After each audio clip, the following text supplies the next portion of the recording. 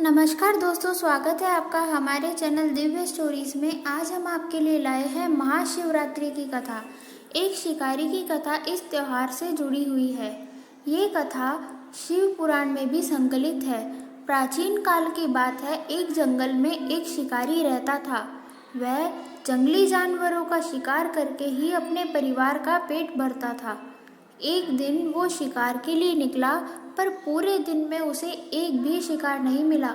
उसके पत्नी, बच्चों और माता पिता को भूखा रहना पड़ेगा, इस चिंता के कारण वो घर नहीं गया और एक तालाब से अपने पात्र में जल भर के पेड़ पर चढ़ गया।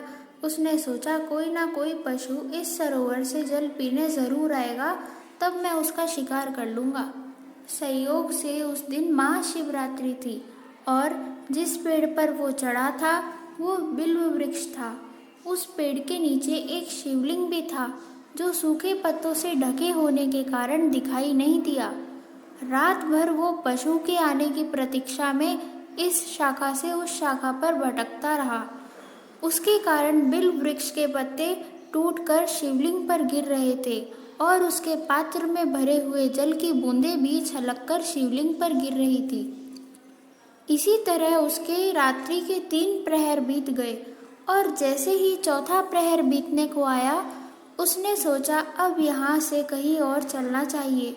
और जैसे ही वो पेड़ से उतरा, फिर से उसके स्पर्श से कुछ बिल्व पत्र और जल की बूंदें शिवलिंग पर गिरी और ऐसा होते ही भगवान शिव स्वयं प्रकट हो गए और शिकारी से बोले, वत्स, मैं तुमसे बहुत प्रसन्न हूँ। शिकारी को आश्चर्य हुआ और उसने भगवान शिव से नतमस्तक होकर पूछा, प्रभु, मैंने तो कुछ किया ही नहीं, फिर ये कृपा कैसे हुई? शिवजी बोले, कल महाशिवरात्रि का दिन था और तुमने पूरे दिन कुछ नहीं खाया और रात भर अनायास ही तुमने पूरी रात जागकर मेरा अभिषेक किया और बिल्वपत्र भी अर्पण किए। फिर भगवान शिव ने उसे वो शिवलिंग दिखाया जिसपे रात भर उसके द्वारा बिल्वपत्र और जल गिरे थे। भगवान शिव उसके द्वारा अनजाने में की हुई पूजा से ही प्रसन्न हो गए और उसे सुख समृद्धि का वरदान दिया।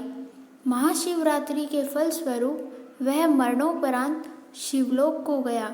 मित्रों, यही शिकारी था जो त्रेता युग में गुह नामक निषाद बना और भगवान श्री राम के साथ इसकी मित्रता हुई थी।